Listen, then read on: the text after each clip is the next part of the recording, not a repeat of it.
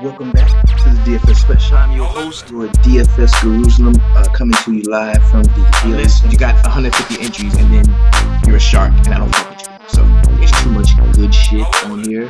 This is the often imitated, never duplicated. I'm here with my lovely co-host. Thank y'all. Stay safe. Enjoy. I may have been calling in to work. You're gonna be in the running for the Snowflake of the Year. Get your shit together with your snowflake. I'm at the crib, man, and I'm just finishing up. Stop. Throw them bitches in the main. I'm telling you. You're gonna see the results, bro. You're gonna see it. This is what's really gonna help you out. You know how I feel about the home dogs. There's a lot of fight in the home dogs, and I really think a lot of shit to go over tonight. Who that scored all them points over there? Player of the night. get them in your lineups, get them in there, and let's go get this money. Thursday, let's go, and remember, in the sweatshop, we always keep it 300.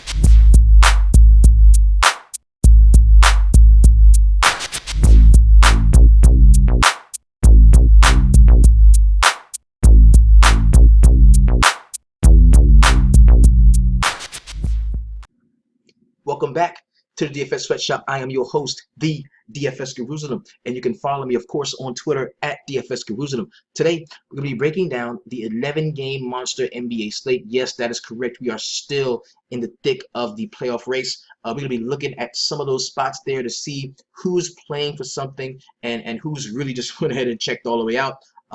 Really solid night for me as far as MLB went, man. Double my buy-in for the second night in a row. 2 days into the season, I doubled my buy-in twice. I'm very happy about that.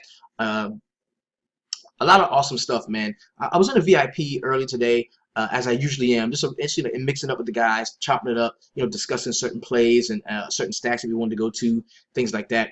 And there's this guy, man, he is under every post. He's like, yo, stack the Dodgers. And he's like, yo, I'm telling you, you got to stack the Dodgers. Under every post, he's like, stack the Dodgers, stack the Dodgers.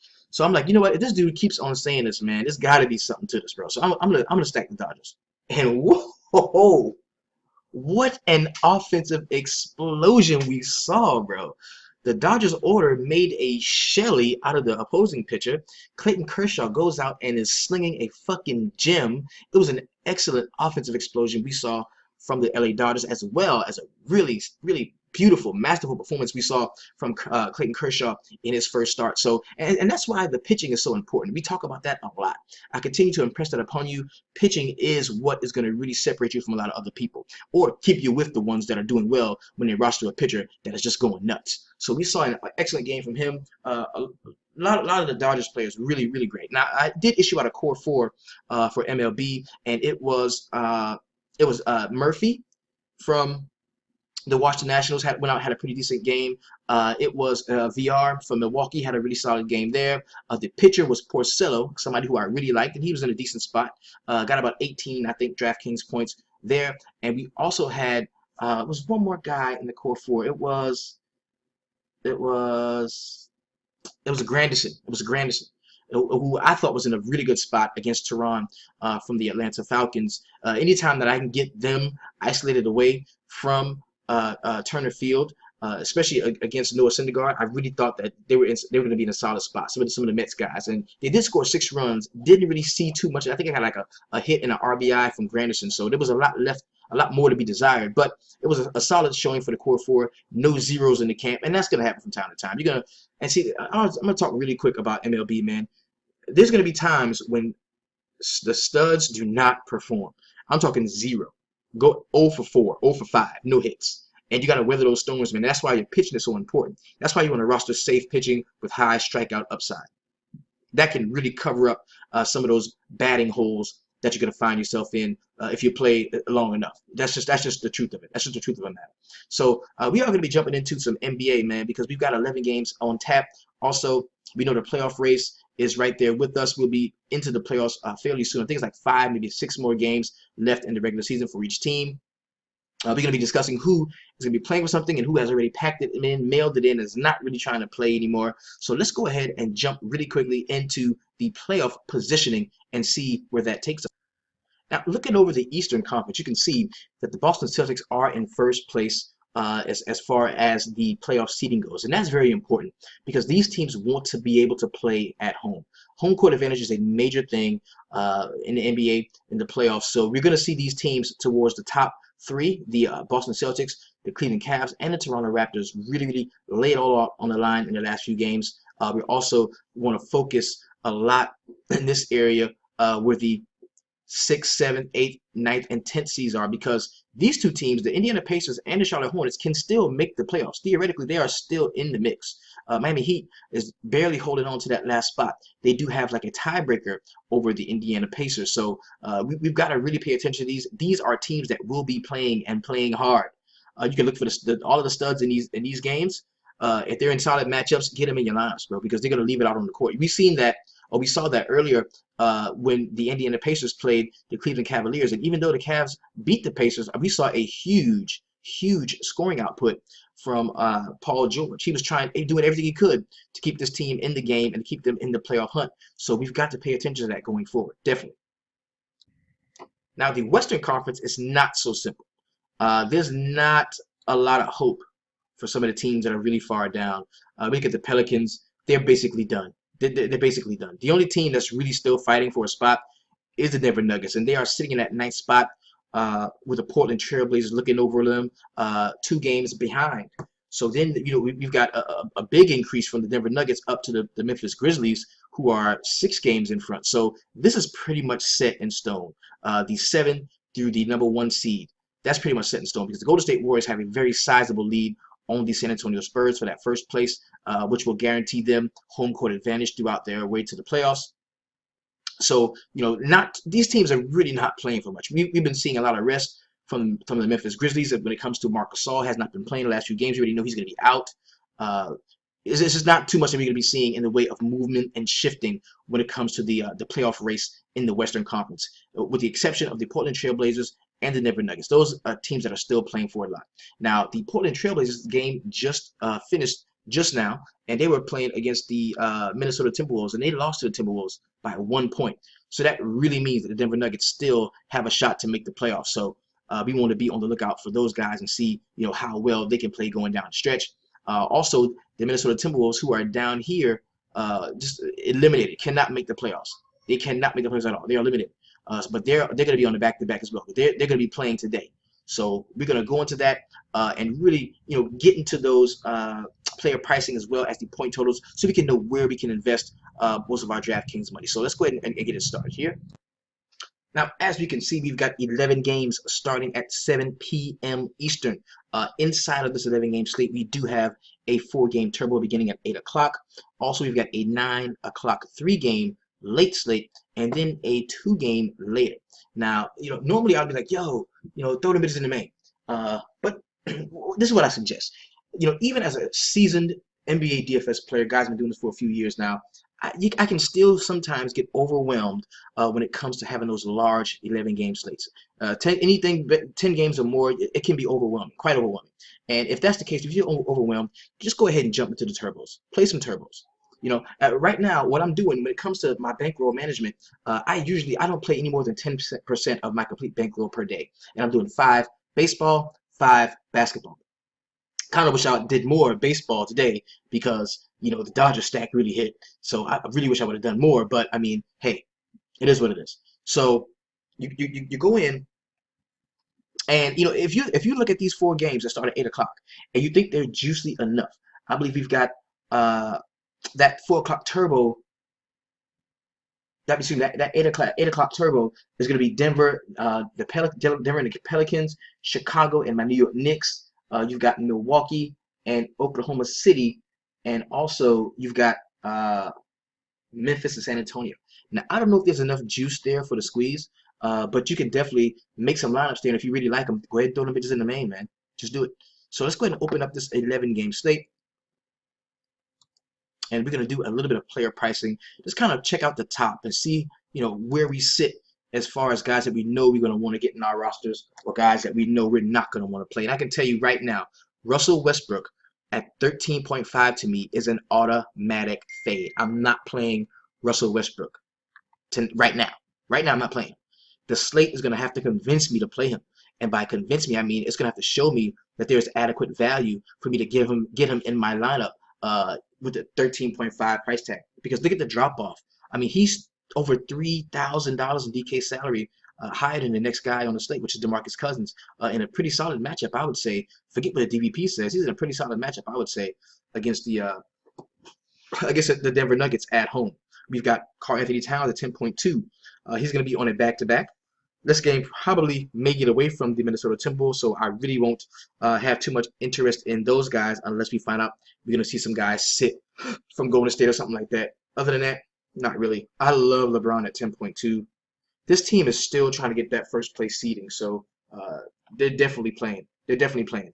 They're definitely playing. And to get LeBron at 10.2 right now, this close to playoff time where they actually need to win games, I think that's just like a no-brainer, man. You've got to give LeBron consideration.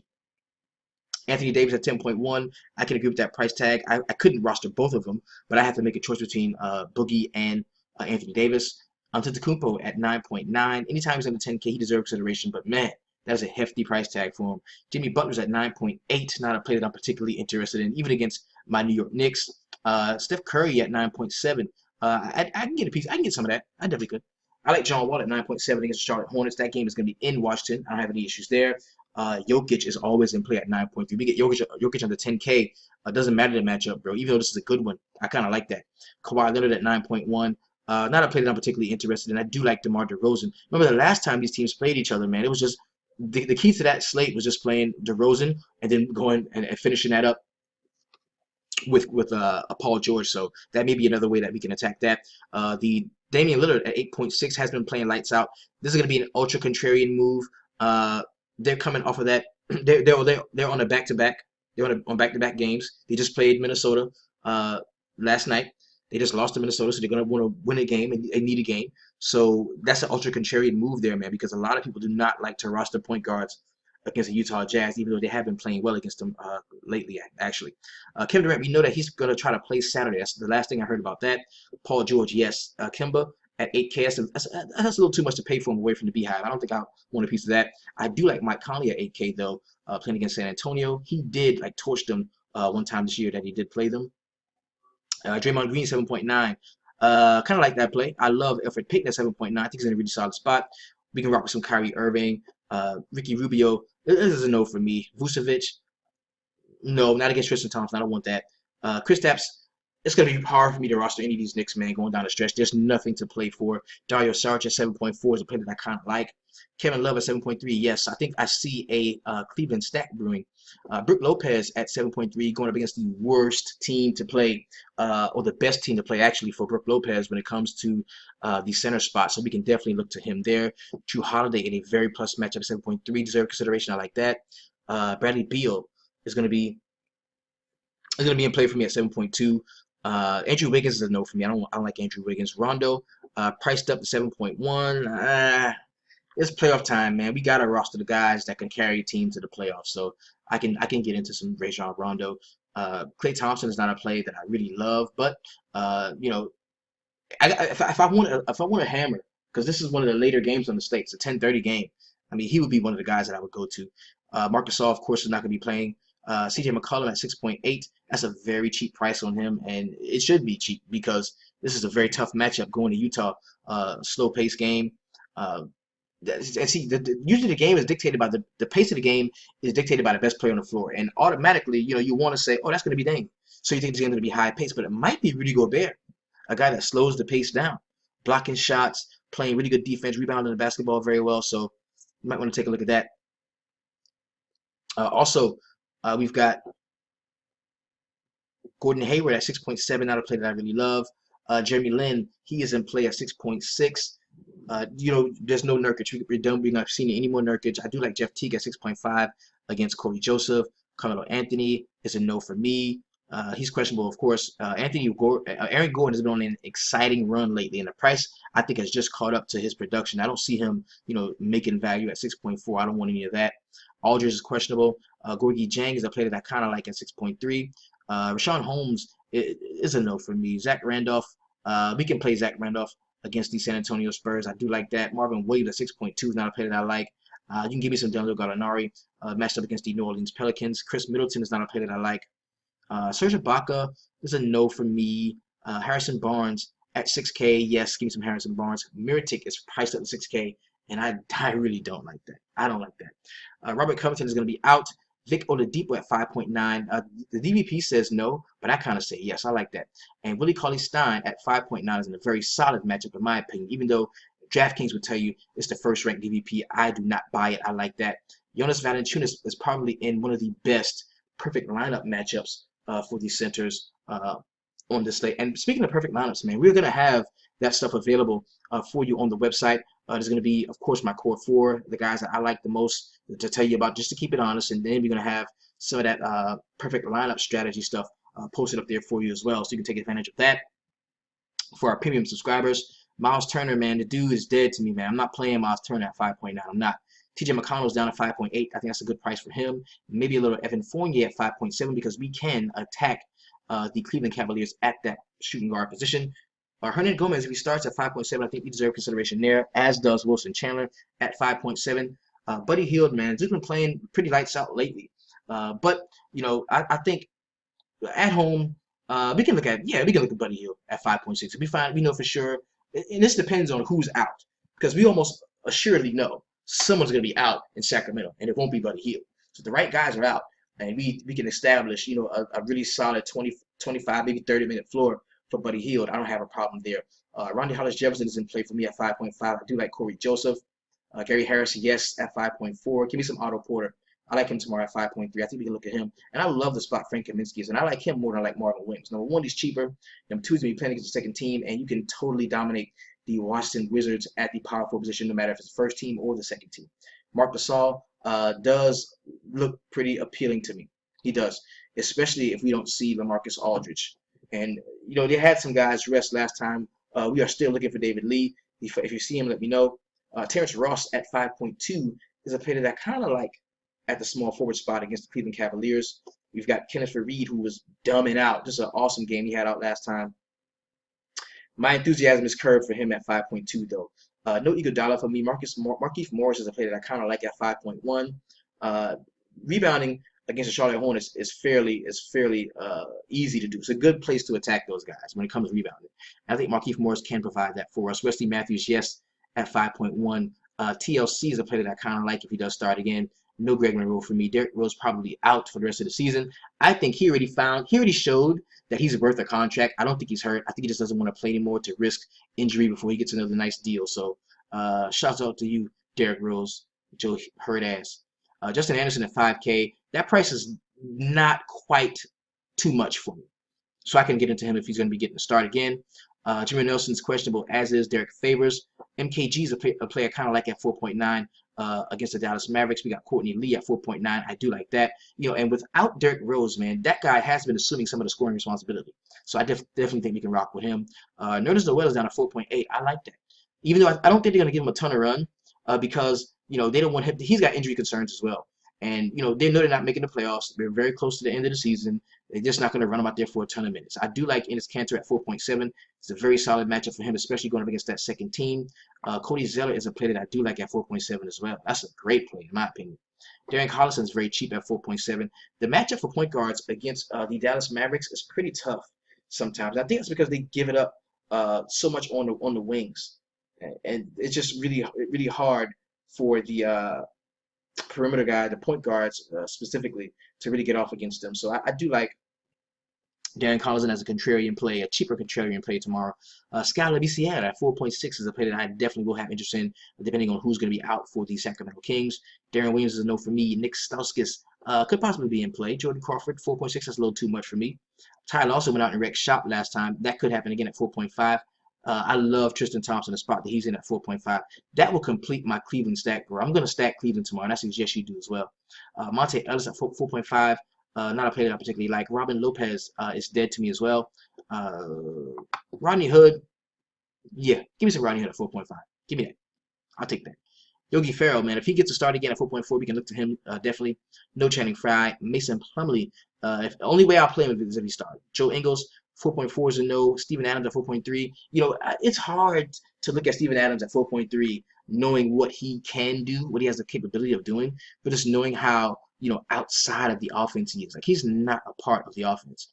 And he starts the games, and he's not a part of the offense. So he's not somebody that I'll be interested in at all. Bojan at 4.3 is a player that I really do like. I think, as somewhat of a salary saving option, I think we can look at him. Definitely. Tyreek Evans at 4.3, if he does start, I do like him.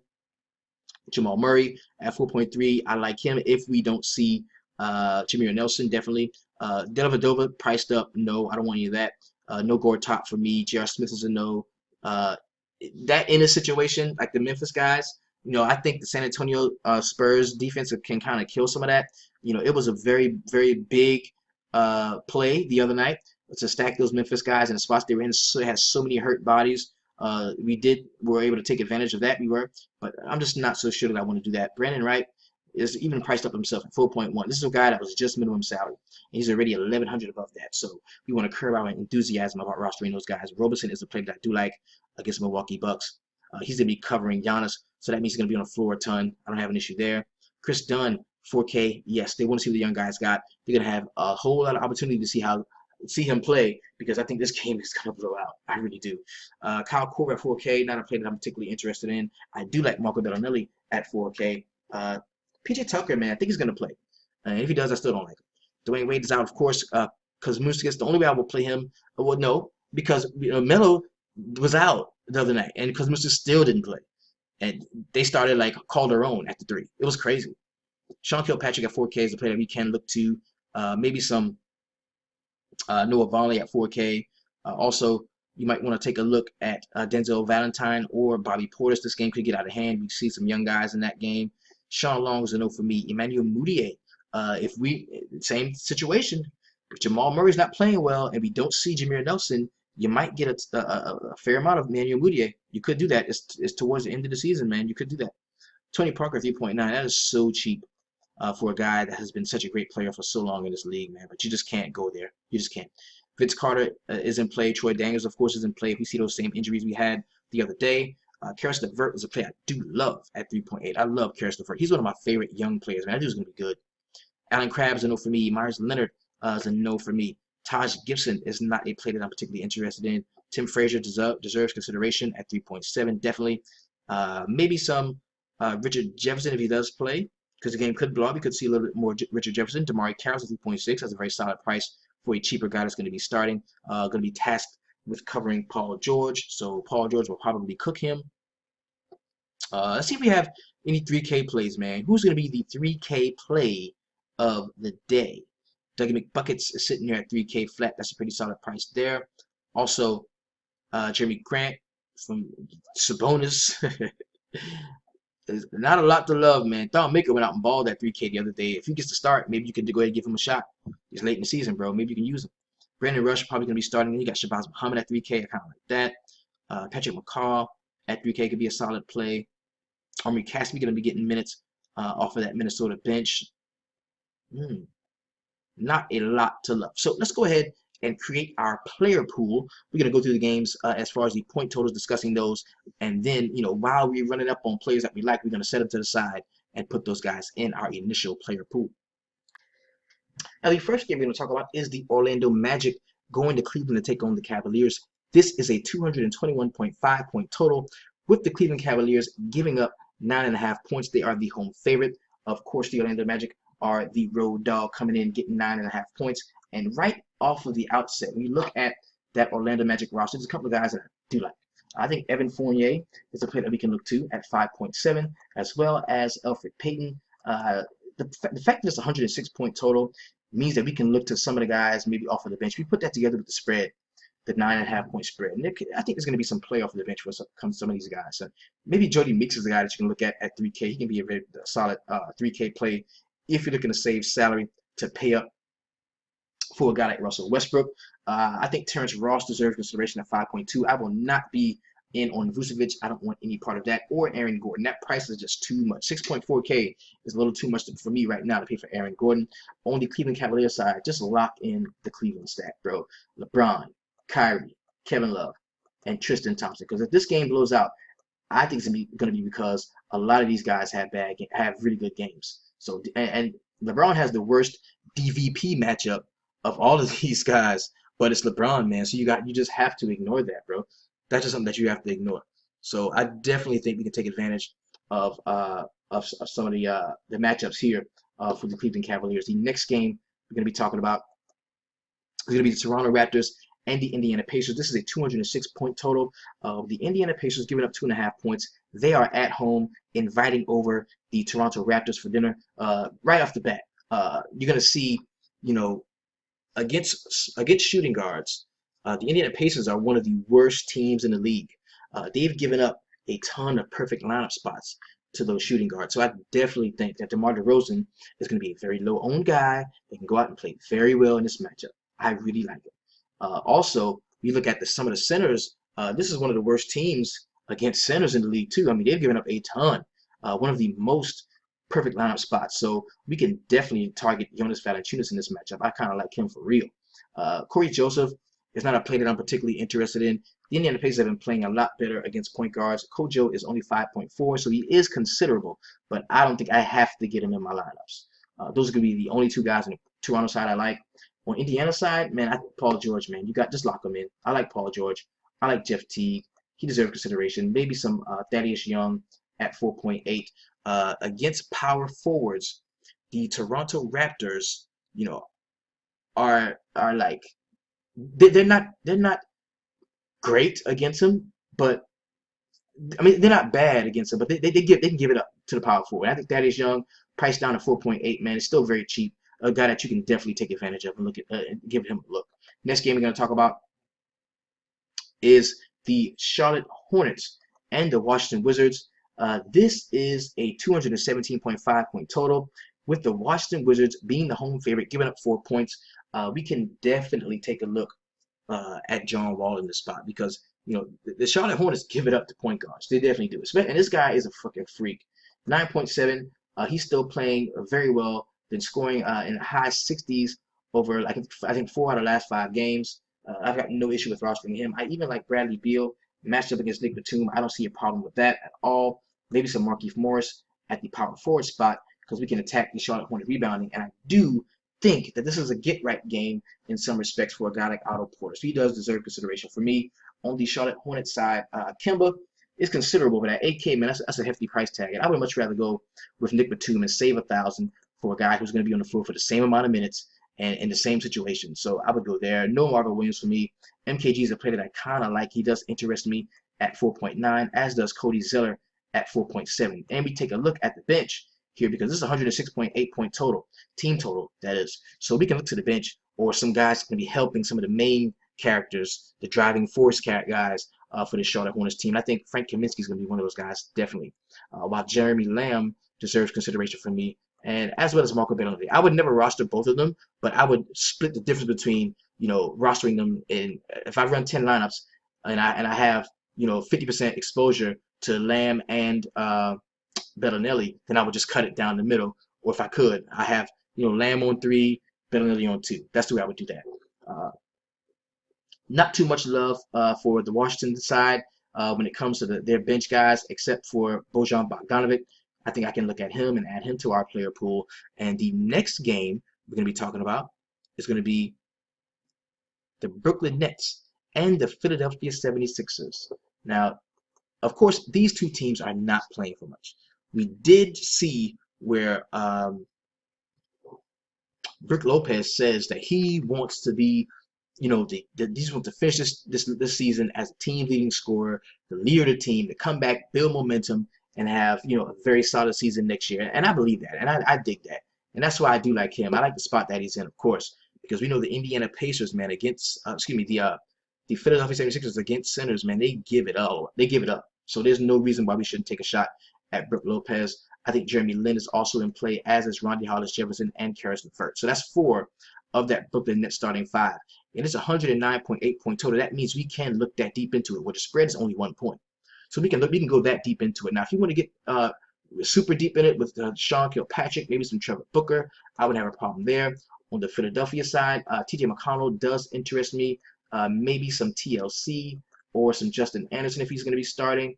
You might want to take a look at Dario Saric as well at 7.4. That's a solid price on him, even though he did have a minutes restriction the last game. 24 minutes was his restriction. So I think you should temper your expectations there when it comes to any kind of, limits while the team is playing and not really playing for anything. Next game we're going to be talking about is the Denver Nuggets going to New Orleans to take on the Pelicans. There is not yet a point total for this game because we've got Jameer Nelson and Will Barton, both game time decisions. Of course, on the New Orleans Pelicans side, Omar Asik and Quincy Pondexter are going to be out. So who do we like? Who do we like? On the Denver side, if we want to attack the Denver Nuggets, man, I think the best place to do that is along the perimeter. You can do that with guys like Tim Frazier or maybe some Drew Holiday. And I think you're going to have to take your pick between DeMarcus Cousins and Anthony Davis. I don't see both of them having a game. And usually when I do that, I let two factors decide.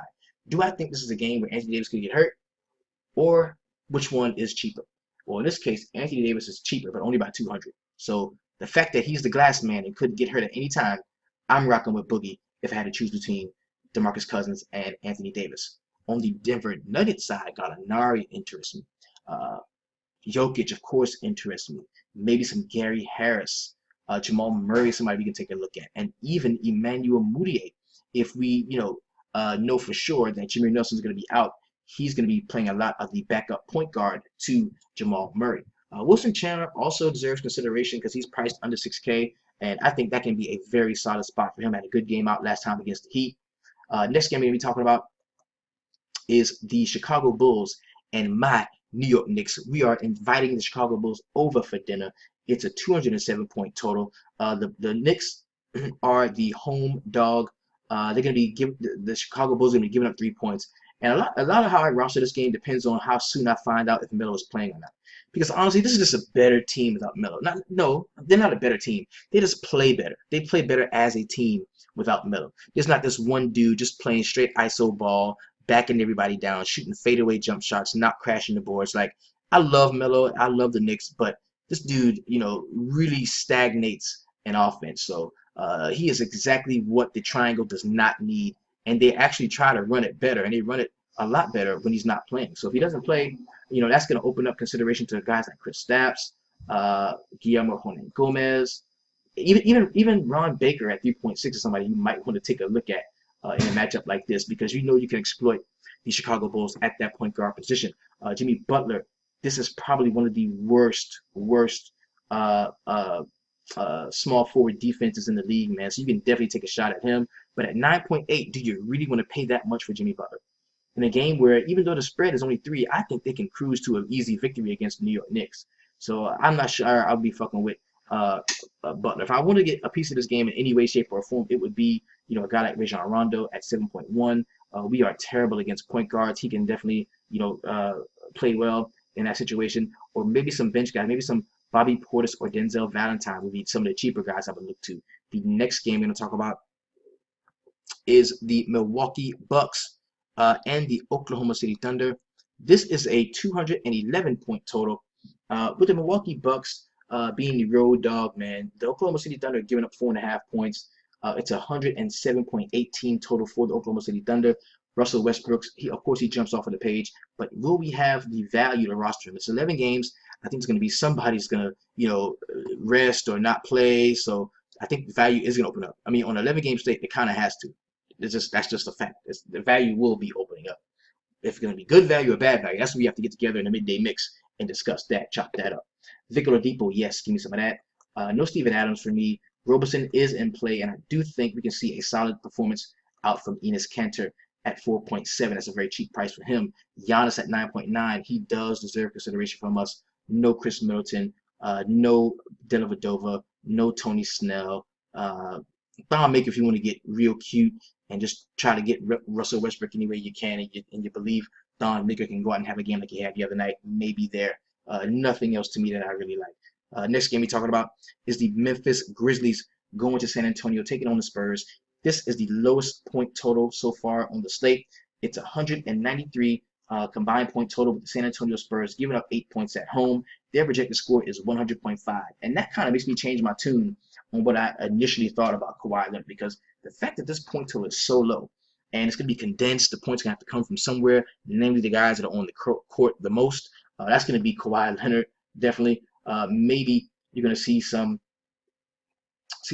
maybe some Paul Gasol or Dwayne Dedman if we know that LaMarcus Aldridge is going to be out. If he does play, I kind of don't think they're going to push him too hard. Maybe some Patty Mills and some Scrub Love. You can take a look at him. On the Memphis side, I do like Mike Conley in the spot, man. You can attack the San Antonio Spurs at that point guard position. I don't have an issue there. We do have a couple of game time decisions. Tony Allen's a game time decision. Mark Gasol is a game time decision who I don't think will play. He is doubtful. JaMychal Green probably won't play. You got Andrew Harrison is out. So there's a lot to look at, man, off of that bench. We look at, Zach Randolph who can be in play, Troy Daniels, maybe some Vince Carter. All of these guys are solid value options if those opportunities do present themselves, especially Brandon Wright as well. Next game we're going to talk about is the Portland Trailblazers and the Utah Jazz. There is not yet a spread or total for this game. We know that Yusuf Nurkic is going to be out. Francis Ezeli, of course, has been out. And we've got George Hill and Derek Favors being game time decisions. Gobert, man, 8.3. Gotta love him in this spot against the Portland Trailblazers, bro. They give it up to centers, and he is one of the best in the game, if not the best center in the game. So I think we can definitely see a solid performance from Rudy Gobert. Gordon Hayward is also in play for me. At 6.7, I kind of like that spot that he's in. We can go there. Upon further review, checking it out. And Rodney Hood at 4.5 is very cheap. I like the spot on him as well. Not too much else I love off of the bench. No guys that I know right now would be sitting, with the exception of George Hill, which will probably mean more minutes for Dante Exum and Shelvin Mack, and not so much for Joe Johnson or Ingles. So I don't really want to fuck with those guys too tough either. But Dame Lillard, man, at 8.6, this is a very contrarian play. And at this point, the way this dude just won Player of the Month, the Western Conference Player of the Month, and it was for good reason. And at 8.6, anytime you get him under 9K, bro, it could be a really solid game for him, as well as CJ McCollum at 6.82. So I think both of those guys do deserve consideration from me in this spot. Not too much else I like from the Portland side at all. Next game we're talking about is the Minnesota Timberwolves, fresh off of their spanking of the aforementioned Portland Trailblazers. We're going to be seeing them matched up against the Golden State Warriors. This is a 220.5 point total, with the Minnesota Timberwolves, man, being 13.5 point underdogs in this game. They're slated to score 103.5 points. I think that comes from some of the studs in this game, the big three, Towns, Rubio, and Wiggins. But the guys that I like Towns. I do like Wiggins in the spot. And I think Gorgie Jang can be somebody we can definitely take a look at there as well. Maybe some Chris Dunn if we get to the scrub love phase. No Shabazz for me. I just looking at it again. Yeah. We can rock some Shabazz. No Caspi though. No Caspi. On the Golden State side, Steph Curry 9.7. That is a lot to invest in such a big point spread, man. Upon further review, do we even see 4 quarters of Steph Curry? I don't even think we're gonna have to. So Draymond Green would interest me more at 7.9, as would Klay Thompson at 7K. Maybe a little bit of Zaza Pachulia at 3.2, although he hasn't been seeing a ton of minutes lately. I think of this last few minutes totals have not been very big, 14, 12, and 18. So kind of might have to shy away from that. Maybe some Patrick McCaw at 3K. He has minimum salary, and Andre Iguodala could be in play. The last couple of times we've been seeing Matt Barnes start in that spot. Is that we're going to continue to see? Are they going to want to do that, to kind of slow down Andrew Wiggins? I'm not sure. So those are the 3 guys that I would look to on the Golden State side. The next game and the last game on the slate, we had a pair of late night hammers you see in front of you here, is the Dallas Mavericks and the Sacramento Spurs. And it's so frustrating that the most uncertain team when it comes to their rosters is always the latest team. So that news come out late as shit. Now this is the second lowest point total on the slate. 195 points is the point total, with on the Sacramento side the team total being 98.8, and they're giving up 2.5 points. So that means they're a favorite. So I'm going to automatically take a look at some of the guys on the Sacramento side who I think are in line to contribute the most, and that's going to be Darren Collison, Buddy Hield, Willie Cauley-Stein, Sky Labissiere. All of those guys are going to be in play for me as late night hammers that I know are going to go low on because nobody wants to sort through all of that bullshit to pick out who's going to be playing. Now, Malachi Richardson is the only injury note that we do have for the Sacramento Kings, but on the Dallas Mavericks side, Dirk Nowitzki is a game time decision, as is Seth Curry. So those are guys we're gonna have to, pay attention to make sure that they're gonna be playing or not. I do like Harrison Barnes in the spot. I think Wesley Matthews deserves consideration. Maybe some Yogi Ferrell. Nerlens, if Dirk is out, Nerlens is definitely in play. Definitely. Off of the bench, not too much I like outside of JJ Barea. Something we can take a look at there. So I have built my initial, or we have built my initial player pool. This is the pool that I'm going to be pulling my core 4 plays from.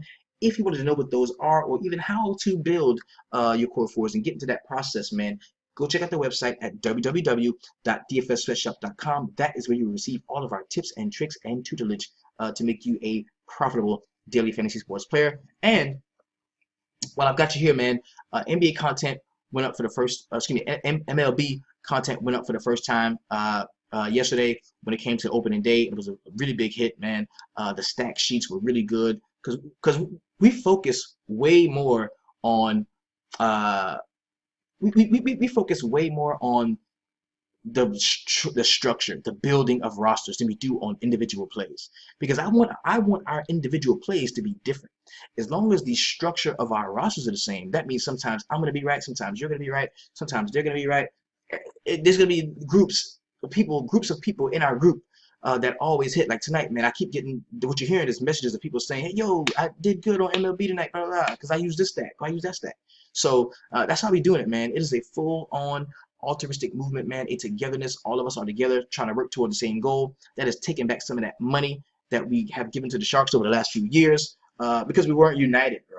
And I'm not talking about united on no like cheat and punk shit where we, do what they do and just share straight up lineups. Like how you look and you see one of those, optimizer lineups where 15 different dudes got the same fucking lineup. Like we don't share shit like that. That's not how we rock. We all got our own shit, our individuals. We're all individuals. We just have the common cause, and that's to win, and to play well, and to play fair, and to do it right. So this has been your DFS Jerusalem. Thank you so much for all of your support of the show. If you would like to support the show further, box says support the show. Click the box, man. There it is. Also, if you want to become a full-fledged member of the DFS Sweatshop, go ahead and visit the website at www.dfssweatshop.com. This has been your boy, the DFS Jerusalem. Remember, the #1 thing I want you to do anytime you're in the shop is keep it 300.